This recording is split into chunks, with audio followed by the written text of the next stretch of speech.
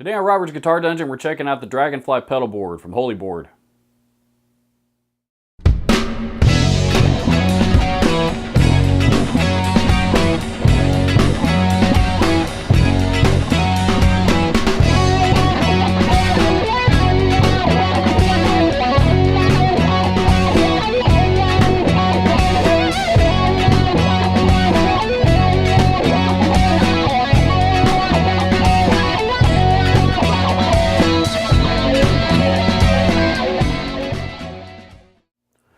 This is one piece of gear that I've been really excited about, and I've waited a while to buy one, and finally, the time came that I was able to. The reason why I like this is because I'm a bit of a pedal nut. I'm always looking for I'm always looking for boards that I can, squeeze more pedals onto and, and be more, that can serve all my different needs. And I've got several pedal boards, but, I've always had one main pedal board. My current pedal board, and I'll get to that here in just a little bit. My current pedal board has been great, and I've been using that one for a better part of 10 years now. But, this is going to give me the opportunity to get away from Velcro. And that's really what these, one of the attractions to these particular boards is, no Velcro involved. Everything, all these holes here are designed so that you can secure your pedals down to the board itself with cable ties. The Dragonfly model is unique because this is what is called a slider. As I did the unboxing video last night and took all the parts out, and then after that I went ahead and put it all together. One thing I was a little disappointed about this part doesn't actually slide. It's an extension really is what it is, and just like the rest of it, it is actually held in place with 6 bolts, and you can configure, I think it's got three different spots that you can configure it on that will allow the board to expand all the way out to 42 inches, which is the setting that I have. The top shelf is also able to be moved around, and I decided to put it all the way over here to the left.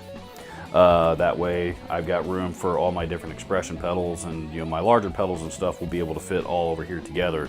The time-based effects like my delay and my choruses and things of that nature will all go up here in the top shelf, because they will be ran through the effects loop as opposed to through the main signal chain into the front of the amp.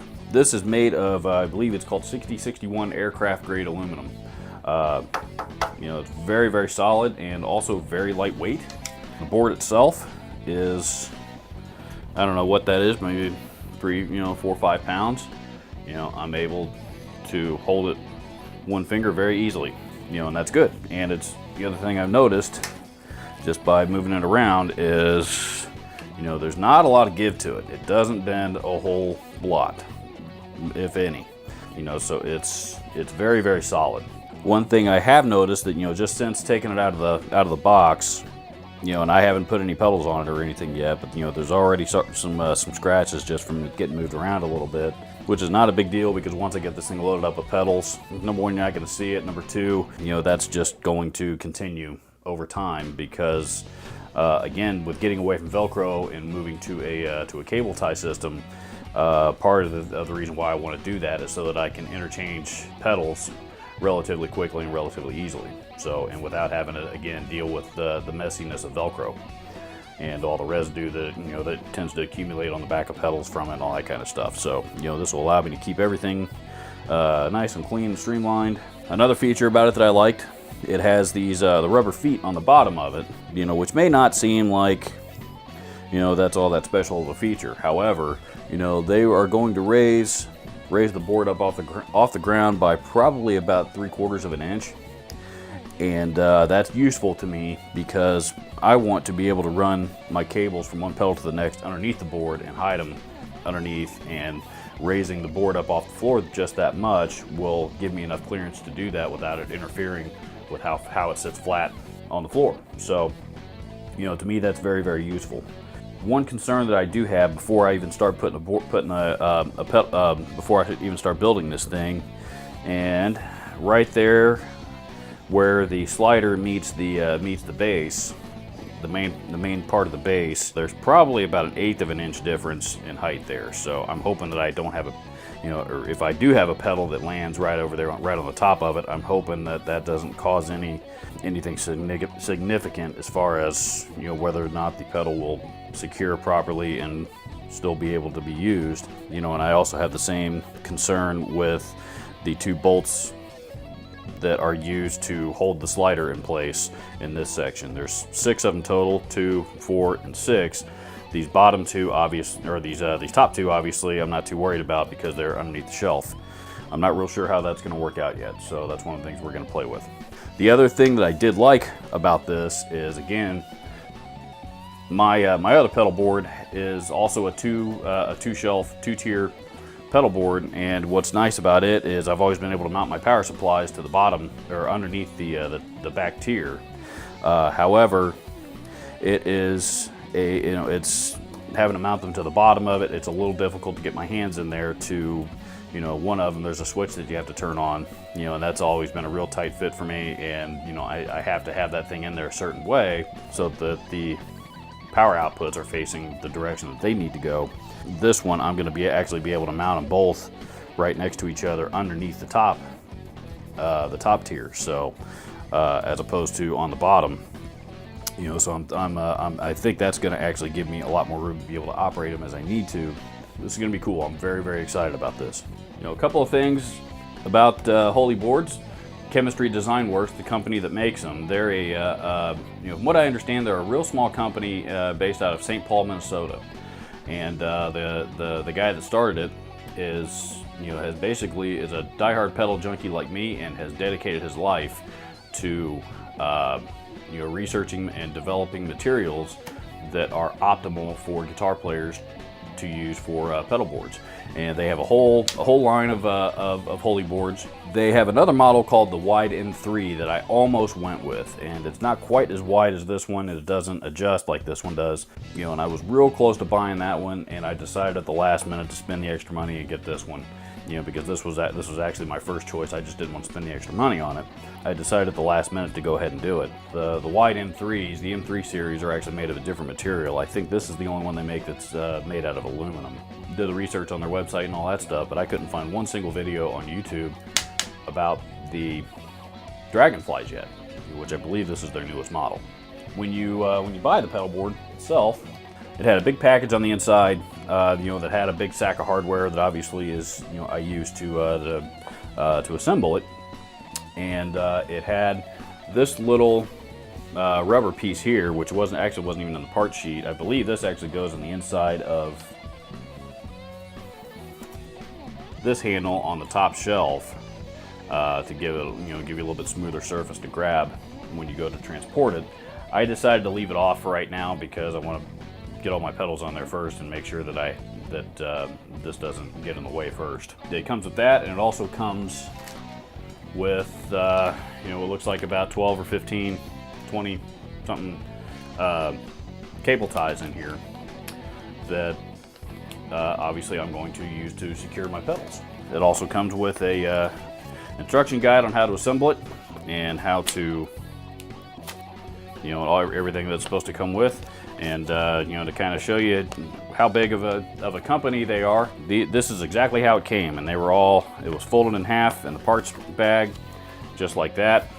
And these are all loose pages that were basically printed off of a computer before they packaged it up to ship it out to me. So, which I think is cool because I like supporting small business with products that are made in the USA. And last but not least, on the right there on the front of the owner's manual to this thing, it says lifetime warranty. Not limited lifetime warranty, it says lifetime warranty. I'm not familiar with exactly what all that covers, but I'm assuming that means it covers everything. If you lose a part or something, I assume that means that they will replace it at no cost, unless there's any shipping cost or anything of that nature involved. But that was also very, very comforting to me because there's not very many products left in the music business that offer a lifetime warranty. So, key features. No Velcro, in favor of using cable ties. 6061 aircraft aluminum is the primary material used. Ultra lightweight, durable, and lifetime warranty. Let's see what she does. Alrighty,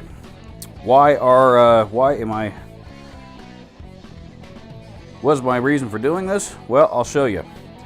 This here is my main pedal board, and unfortunately, because partially due to space in this room, this thing spends most of its life in a case because you know, quite frankly, it's really kind of a pain to, you know, to remove Velcro, or, you know, remove all the stuff off of the Velcro, and, you know, just for one single use. And you know, and I have it all set up, you know, to run specifically with my Marshall on the occasions that that I go out and play live shows. I'm not doing as much of that anymore, and I would like a pedal board that allows me to configure things to my you know, my needs right now a little bit more often. So, but on here, some classics worth noting are the not classics, but, you know, pedals that I really enjoy. The Ibanez Weeping Demon, my all-time favorite wah pedal. This one right here next to it, that is a Yamaha FC7 expression pedal, and that is used in conjunction with the Idiot Box Effects Mad Doctor stutter pedal. And that pedal is kind of like a tremolo, except it operates more in a square wave type of sound, so as opposed to a volume swell up and down, it starts and stops. And that expression pedal in conjunction with it will allow you to control the rate with your foot on the fly. You know, really kind of a weird, strange, spacey sounding pedal, but it's kind of cool. So, you know, MXR, the KFK 10-band EQ, another one that's really good for tone shaping and boosts and that kind of nature. That is a first generation TC Electronic Polytune. Bought that, you know, basically the day that it came out. Of course, the old-fashioned MXR block logo Phase 90, not a vintage version or anything like that, just you know, just a good old-fashioned, you know, what you can buy at the store new nowadays for about 80 bucks or so. That's still my favorite phaser pedal. Morley Steve Vai little alligator volume pedal. And, you know, and of course the Digitech Whammy 5. Another awesome pedal, by the way, because, you know, I had the Whammy 4 and absolutely hated it. You know, it seemed to color tone and all, and, you know, and it ran off of that oddball 9.6 volt power supply that doesn't go with anything. So I sold it, and then finally they fixed those problems on the 5, and now they run on a standard 9 volt like everything else, and I think now they're also true bypass, and they sound much better, in my opinion. This is the Nux, I don't know how you pronounce that company name, but Time Force, which is kind of, you know, that's basically a clone of a TC Electronic Nova delay, a Joyo Classic flanger, not a high-end flanger at all, but you know, actually a pretty inexpensive flanger. You know, Joyo's not a high-end company. Most of their stuff is, again, clones of other pedals out there. But you know, that one actually, that one's on my board because it sounds pretty good. Boss Chorus Ensemble, all-time favorite chorus pedal, still love that thing. And of course, my trusty old Boss NS2 noise suppressor. So the goal here is to, and I don't think all of these are gonna make it back over to the new Dragonfly pedal board, but you know, certainly a handful of these are going to. And also, they are going to go in there with some of these pedals. Some of these I've done videos on, some of them I haven't. As well as some of these pedals on this little pedal board here. You know, because some of these are ones that I would really like to be able to use again. And of course, we have more pedals here. We have more pedals here. You know, we have, there's a talk box that I don't get to use very much for this reason. You know, there's another Morley wah pedal. You know, there's pedals all over the place. So the idea is to be able to have a pedal board setup, such as the Holeyboard that I'm getting ready to build, that I can grab, whichever combination of these pedals that I want to use, and replace them on the board relatively quickly and easily on the fly. So we're going to take some of these, some of these, some of these, some of these, maybe one or two of those, and I'm sure I've got more pedals. Oh yeah, probably a few more of those, and get them the ones on there that I want to use briefly. So let's get started. All right, fast forward into the future by exactly 1 week, and this is, for the most part anyway, this is the finished product. Once I got all the got it put together, and then of course built the pedal board. This is what you see is how it's going to look, I think, anyway, at least for the time being. It took me probably about an hour or so to put the board itself together. It does come with a pretty sizable bag of hardware, and of course, it's all got to be screwed together. But all in all, it wasn't difficult to do by any means. It's just there's a lot of screws, and obviously you want to make sure that everything's held together securely. So it takes a little bit of time. But like I said, it took me probably about an hour or so, and it's probably worth noting that was also while I was sitting in front of the TV watching a show, and I was not really working trying to get it done in a real big hurry. So if I had been a little bit more focused, I'm quite sure I could have gotten it done sooner than that. A couple of things that I found that I am going to have to learn to deal with. Some pedals are a little bit more difficult than others to strap down with a cable tie. You see this one here, I kind of had to go right there at the bottom, right underneath the switch, and again at the top, otherwise anywhere else, and it gets in the way of the controls. So I did find that to be a little challenging, but not impossible in most cases. This one here I kind of had to do diagonally for the same reason, and this pedal in particular, I found that you can't run it underneath the treadle at all, so I had to get a little bit more creative with it. But again, I figured out a way to make that happen. Same thing with this one. That one I'm probably going to end up having to redo anyway, just because it's dangerously close to the controls, and I'm not sure I like it there. But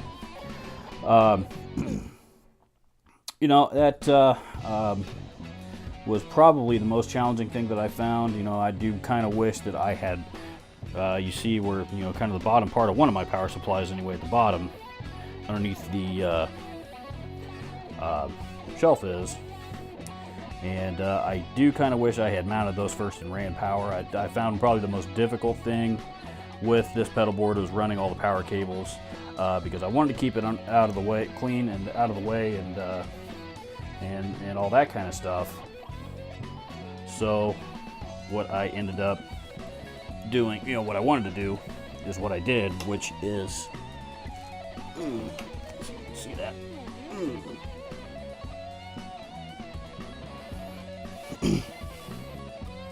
Keep them all underneath and strapped down and nice and clean. And the other thing that I liked about this, one feature that it does have is the rubber feet that are on the bottom actually raise it up off the ground by about 3/4 of an inch or so, and which is perfect because again I'm able to hide all those power cables on the bottom, but also in the instance of a pedal, which in this case is my Boss Loop Station pedal, that has an external pedal that I want to connect to it to control it. Again, I can run that TRS cable that it requires underneath the pedal board itself and keep it out of the way. So this is probably the craziest pedal board I've ever built. And there's still, to be honest with you, I still got some signal issues that I haven't worked out yet, and I got to go through it and find what those problems are. But that's obviously not a result of the pedal board itself. That's, who knows, anything but. But I do like it, and I think what I'm really looking forward to the most is when I want to go change out a pedal, or just take something off that I don't need or I don't want to take with me or whatever. I'm really looking forward to snipping the zip tie, unplugging everything, unplugging the patch cables out of it and either replacing it and zip tying a new one down, or just doing nothing. I don't know that I really need anything this crazy right now. It's, this is going to be giving me something fun to play with in here for a little bit. I do like to set up a big board like this for my live rig. Because playing in cover bands, there's all different kinds of sounds that you need, and let's face it, I love effects pedals. I think they're cool and they're fun to play with. So, but overall, I think for the price, I think I paid. This is, like I said, this is the biggest model that they make, the Dragonfly. Especially when it's in its fully expanded mode, which I have it in. And my old board before this was a Lyt Pedalboard that I believe was 32 inches, which is still a pretty sizable pedal board. But I think this is actually, got another 10 inches wider than that. And I was afraid that when I lifted to carry this thing that it was going to be real heavy, and it really wasn't all that bad. It was, honestly, it didn't feel any worse than than the other pedal board did. Maybe and this one actually has an extra pedal or two on it. So I do like the fact that they made it out of a lightweight but durable material. It doesn't it doesn't really bend at all, even with pedals on it.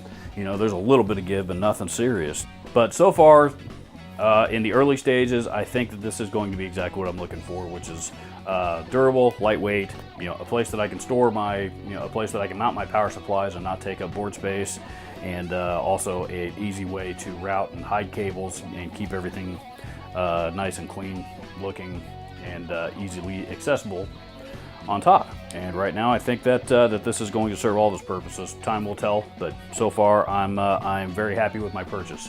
I bought this, I think these are selling on Reverb for about $239, and I think that was the lowest price that I had seen on these. Amazon, I think I saw them going for $269 or so. I think you can probably buy them directly off of their website. If not, I'm sure that Holeyboards website will be able to direct you to the right place to go. And that website, I believe, is holeyboards.com. I will double check that and have that down in the description below. But go check them out. They're a fantastic product. They're getting real popular already. A lot of guys are going to them, and I haven't heard anybody complain about them. And so far, I'm very happy with mine. One last thing, this YouTube channel has always been about two things: talking about gear and helping others. If you want to help others and you're a musician and you have some extra gear laying around, go check out Share the Music on Facebook. You can learn all about them and how you can help. And if you are also wanting to get involved in music but might not be able to afford an instrument of your own, please go visit Share the Music on Facebook. I promise you, they're the people that can help. Thanks for watching. More videos coming real soon.